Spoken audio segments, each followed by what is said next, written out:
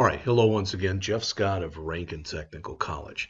And as part of the Rankin Technical College Application and Website Development, or AWD1100 Programming Fundamentals with C# course, I've been creating a series of video presentations that are based on the PowerPoint slides for the textbook for the course. As you can see on the screen, that textbook is Muroc C# 7th edition. So far, I have created, now let me do this.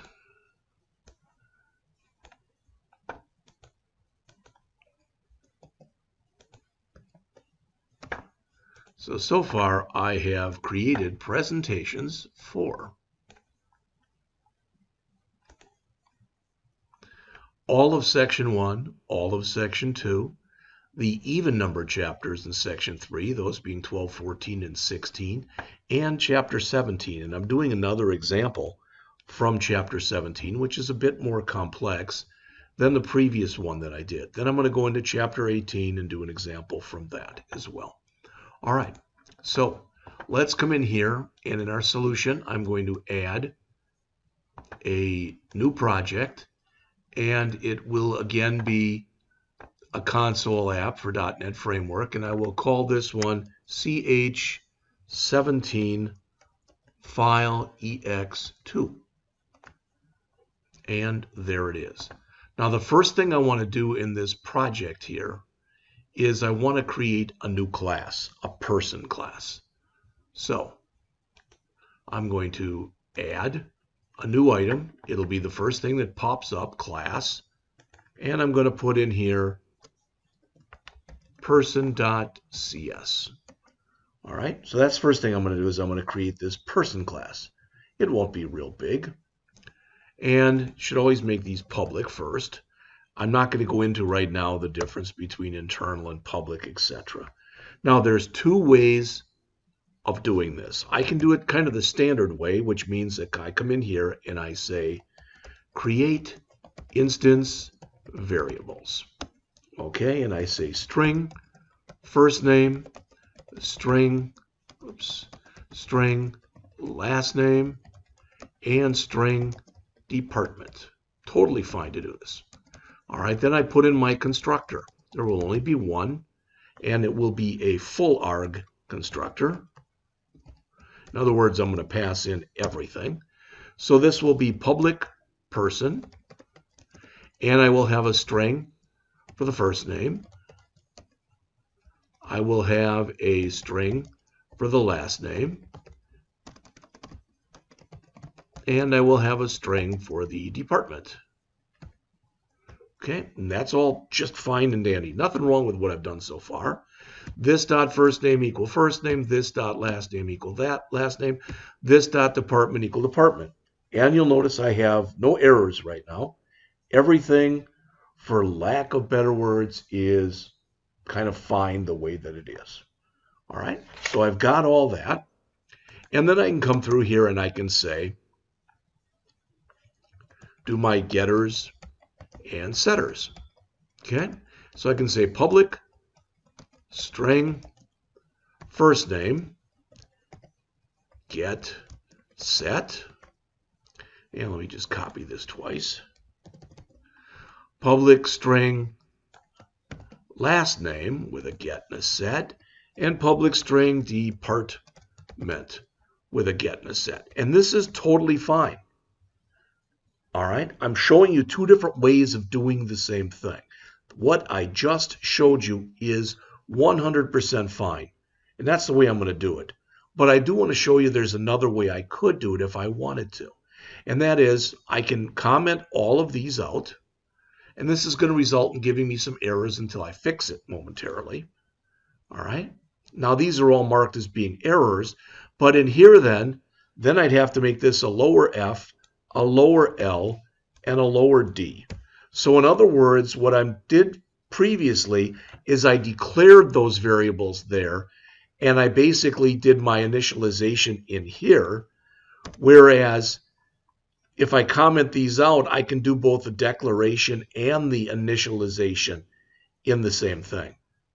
All right, Now, I'm more used to doing it this way. Whether, what's the old saying? 6 of one, half dozen of the other. In other words, it doesn't matter how you do these. I'm going to go back and do them the first way that I showed you. Good, bad, or indifferent, there's a lot of different ways of doing a lot of this stuff, and that can be confusing to people. So that is my class so far, my person class. So I'm going to have to make a change to it later. So I'm going to do a save all, and now I'm going to go to my program, which again has nothing in it. All right, and I don't even need this wording in here. I don't need public. I just class program will work fine. So in here, the first thing I'm going to do is I'm going to create a path to the input file. All right, so I'll say string file path equals, remember I can use that @ sign at the beginning. And right now there is no path, but I'm going to get it. And it's the path to right here, to this instructors file. So I'm going to click on here, copy that, go back to my program, and paste that into right here. It's the same thing I did in the last program. All right, so I now have my file path, which says that my input file is going to be this one right here. And that's good. That's exactly what I want. So create path to the input file. And next, I'm trying to comment this out a little bit. I want to create a list of strings to hold the instructors. All right, so I'm going to say list of string. We can call it whatever we want, but since it's a list of instructors, I might as well call it instructors. And that equals my new list of strings.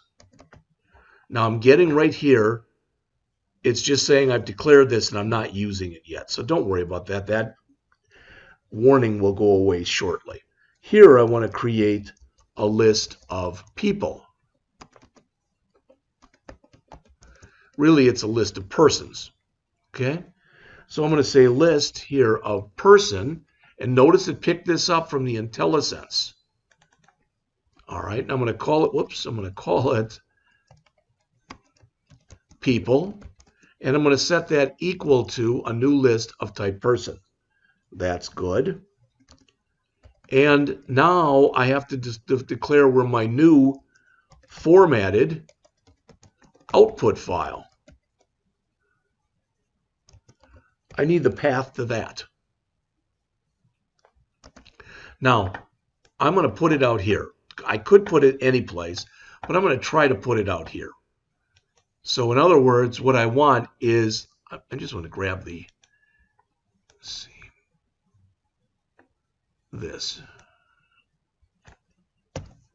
All right, I'm going to try to create a new file. What I want you to see is that as of right now, if I go to my desktop, I do not have anything in here that's called out file. So when I put in my types in here, here are all my text files, and there's nothing in here called output file.txt. I'm going to make one.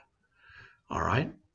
So this program is designed to create a file amongst other things. So I want this to be string output file.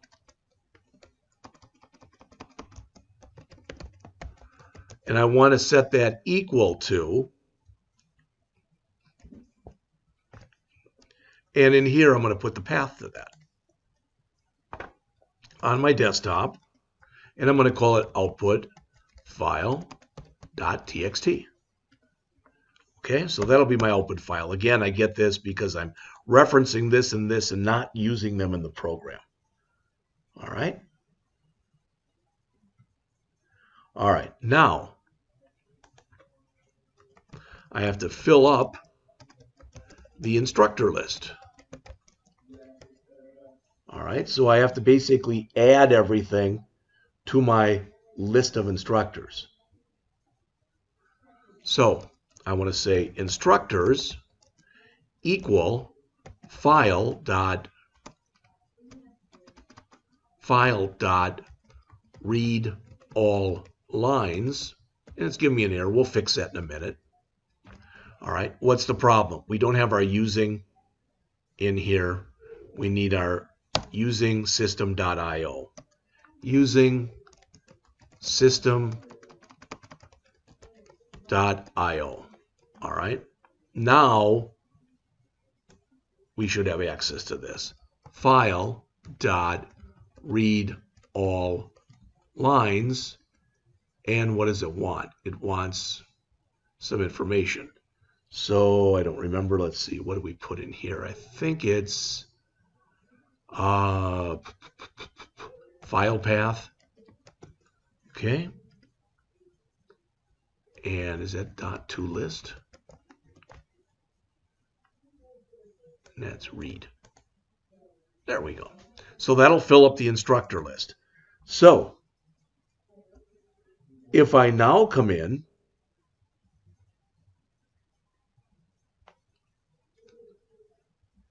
and I will also need to fill up my newly formatted output file.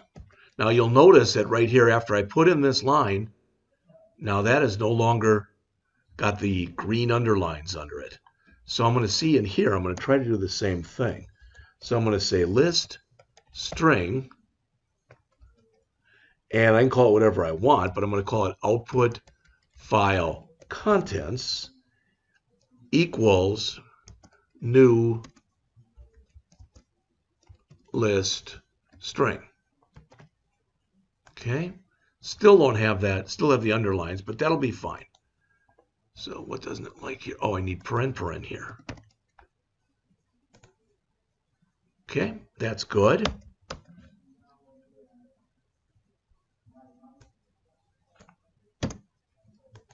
All right.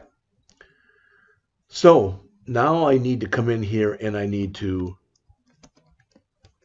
read in each instructor first name, last name, department. Okay? And when I do that, I'm going to do what's called split each one on the comma. Meaning,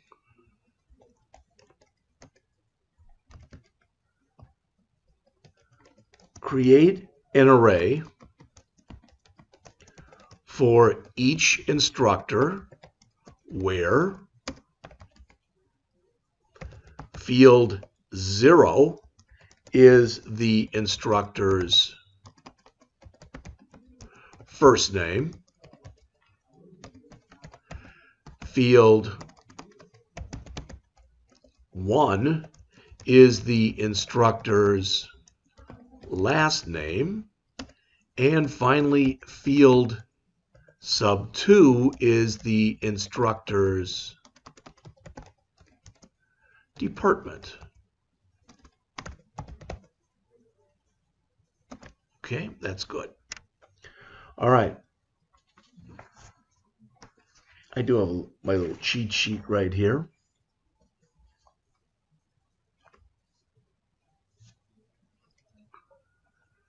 All right, I'm going to actually move this down.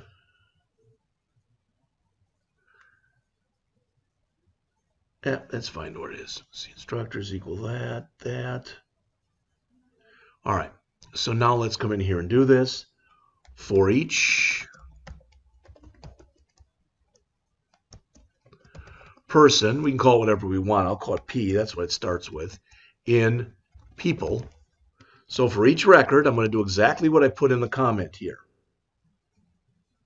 All right, so I'm going to say string, and I can call this whatever I want.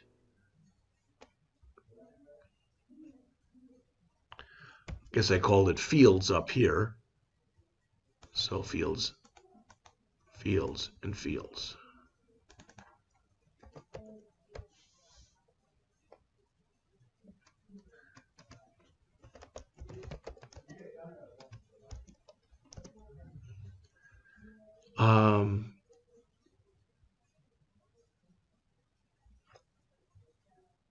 In fact, I don't want people here. I want for each string I in instructors. All right, because again, I'm going through each instructor. So fields is equal to I dot split. I want to split it based on the comma. Now I want to build my person object.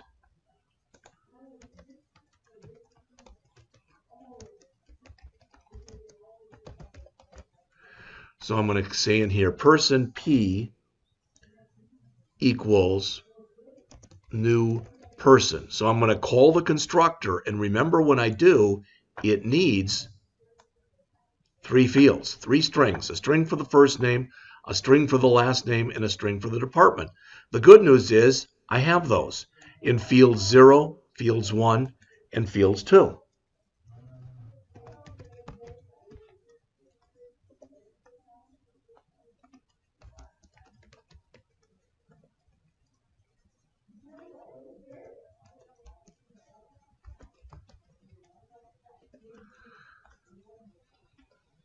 All right, so there that is. Then I have to add the new person to the people list. All right, so people dot add, and I want to add P. All right. Next, I want to come in here, and I want to print out the list of people. Now we're going to do another thing in just a minute, so I'm going to put another comment there, and we'll add that in just a minute. So I'm going to say for each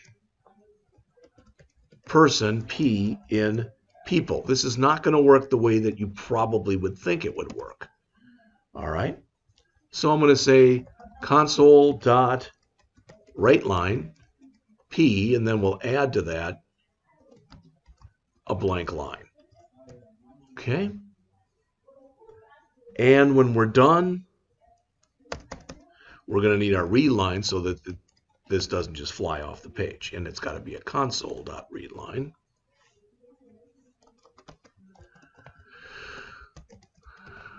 Okay, so let's save this and see what happens for output.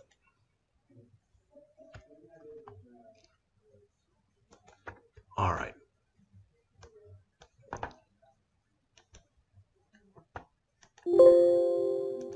And we have to set our startup project to right here. So it says we've got errors. Okay. Well, we got 2 semicolons there. That was the error. So look what it's showing us. The name of the object. 1, 2, 3, 4, 5, 6, 7 objects. But what's the problem? Actually, it's doing what we told it to do. You say, well, what does that mean? We have to go back into our person class, and we have to override the toString method. So, override the built-in toString method. So I have to say public override string to string. All right, and it gives me this goofy thing right here, which I don't want. So I'm going to return something. What do I want to return? I want to return the first name followed by a tab followed by the first name followed by a tab followed by, copy this,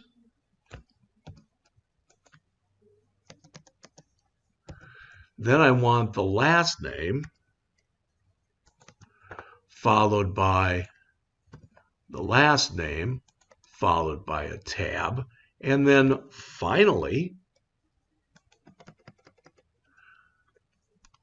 I want the department followed by a tab, followed by the department. And when we get done with that, we'll print a blank line.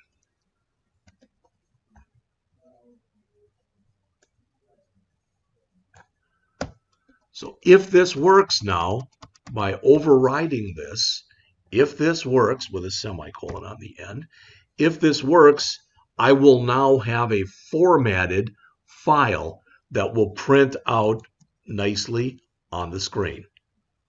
Let's look.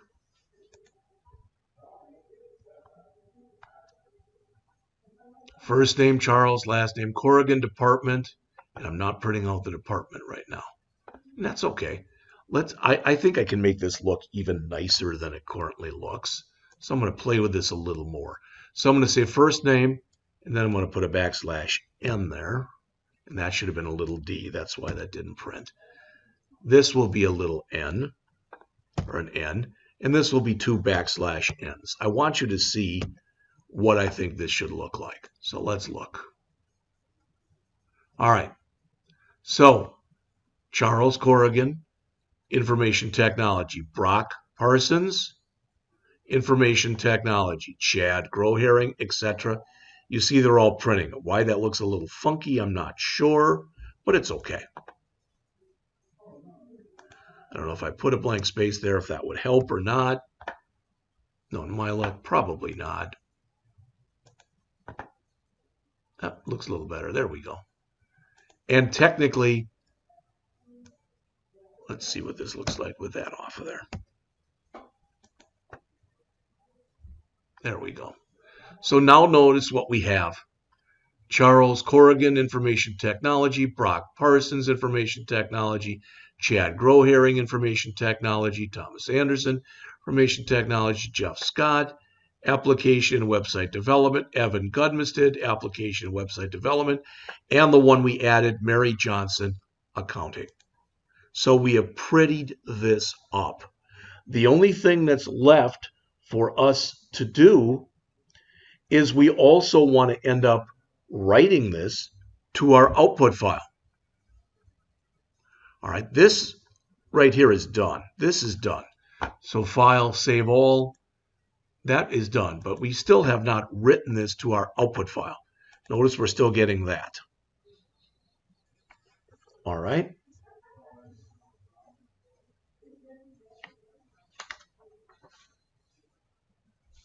And of course, I'm looking right now for my cheat sheet here, but let's see. I think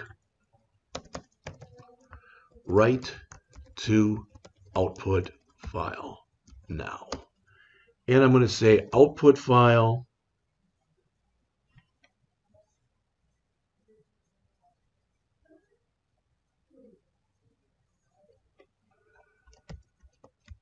dot add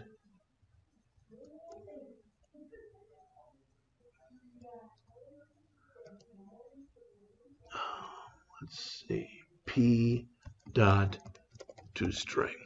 Now it doesn't like something in here, so we'll have to figure out what it is. And again, I'm looking at my own notes here. It's not the output file, it's the output file contents. All right. That's what we want to do there. All right. So write to output file contents now. And then finally, when we are all done in here, now we should be able to say file dot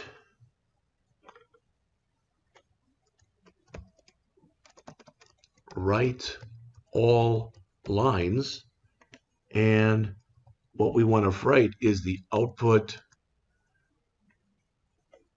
to our output file.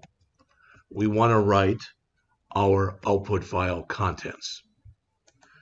If this works, this should now create that new file that's not there right now, that's called output file .text. So let's do a file save all. Let's run this again. I'm going to get the same output I got before. But now let's look in here and see if there's my output file .text. And let's open it. And there it is. So what I have done in this example is I have come in here, and first we came in and we created,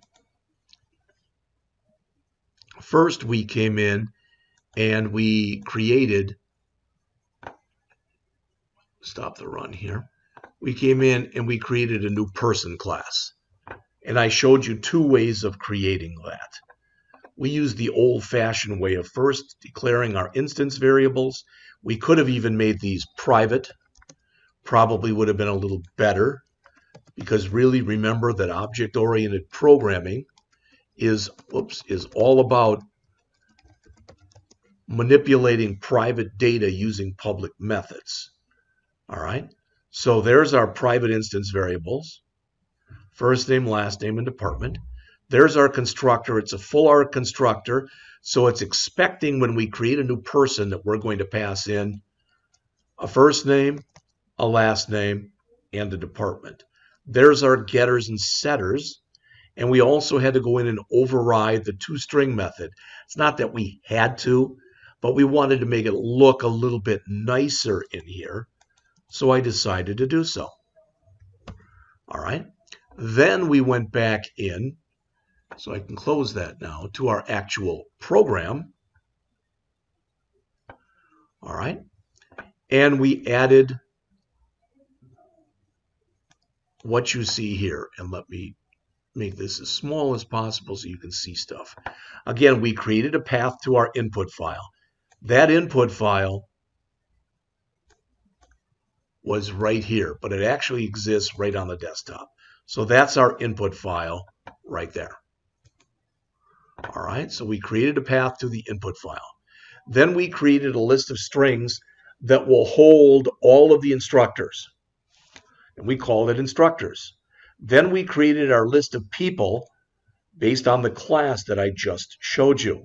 This is going to be our output file.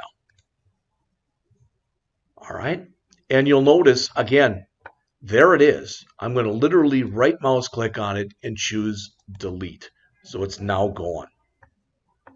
All right, then we filled up the instructor list by reading our input file and putting it all in there.